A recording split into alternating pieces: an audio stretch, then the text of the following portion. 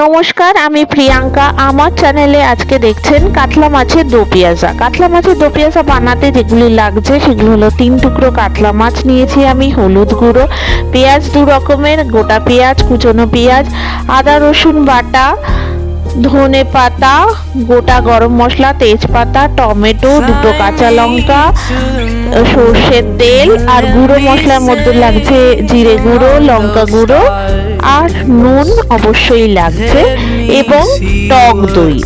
প্রথমে আমি মাছগুলো নিলাম, তার মধ্যে নুন হলুদ মাখিয়ে নেব, নিয়ে এটাকে কিছুক্ষণ আমি ম্যারিনেট করে রাখবো। মাছটা যদি 15 মিনিট থেকে আধ ঘন্টা অবধি ম্যারিনেট করা যায় তো খুবই ভালো হয়। এটাকে ম্যারিনেট করে নিয়ে এবার আমি কড়াইতে তেল দিলাম। এই রান্নায় তেলের পরিমাণটা একটু বেশি লাগবে, কারণ এটা মোগলাই ডিশ। তেলটা যতক্ষণে গরম হচ্ছে ততক্ষণে আমি মশলার পেস্টটা বানিয়ে নেব। তাই আমি মিক্সিং জারে আমি নেব একটা টমেটো, 2টো কাঁচা লঙ্কা, আর গোটা পেঁয়াজটা। তেলটা আমার গরম হয়ে গেছে, এবার আমি মাছগুলোকে দিয়ে দেব। মাছগুলোকে দিয়ে দিলাম। এটা খুব কড়া ভাজা হবে না, মোটামুটি হালকা হালকা করে আমি এপিট ওপিট ভেজে নেব।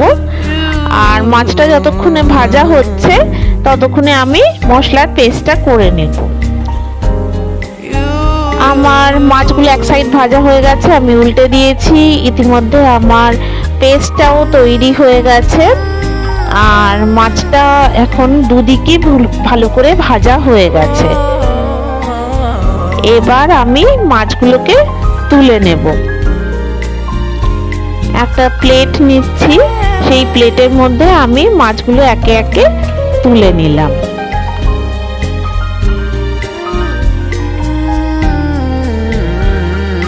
মাছগুলো তোলা হয়ে গেছে। এবার ওই তেলের মধ্যে আমি গোটা গরম মশলা, তেজপাতা দিয়ে দিলাম, দিয়ে আমি একটু ঘি দেব। ঘিটা আমার উপকরণের মধ্যে বলা হয়নি, কিন্তু ঘিটা দিলে একটু স্বাদটা এনহ্যান্স হয়, এটা অপশনাল। এরপরে আমি পেঁয়াজ কুচি দিয়ে দিলাম, দিয়ে ভালো করে আমি ভাজবো। পেঁয়াজ বেরেস্তা করব, খুব বেশি কালো হবে না পেঁয়াজগুলো, মোটামুটি ভালো মতো ভাজা হয়ে গেলে তুলে নেব। ওই তেলের মধ্যে আদা রসুন বাটাটা দিলাম, দিয়ে একটু কষিয়ে নিয়ে মশলার পেস্টটা দিয়ে দিলাম। তার মধ্যে একে একে গুঁড়ো মশলাগুলো দিয়ে দেব, জিরে গুঁড়ো, লঙ্কা গুঁড়ো, হলুদ গুঁড়ো দিয়ে ভালো করে কষাবো। এবার এটা একটা চাপা দিয়ে কিছুক্ষণ রেখে দেব। এর মধ্যে আমি টক দইতে একটু চিনি দিয়ে ফেটিয়ে নিচ্ছি ভালো করে। টক দইটা আমি এবার দিয়ে দেব, ফ্লেমটা লোতে রাখবো, আর একটু নুনও অ্যাড করলাম।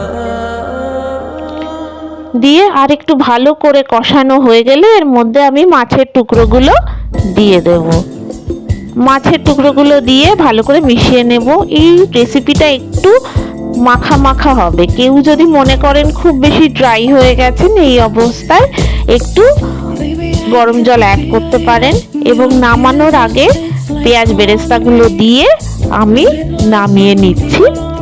আর এটা পরিবেশন করব উপরে একটু ধনেপাতা গার্নিশ করে। তা ভাত, পোলাও, ফ্রাইড রাইস সবের সাথেই যাবে। আপনারা রেসিপিটা বাড়িতে ট্রাই করবেন এবং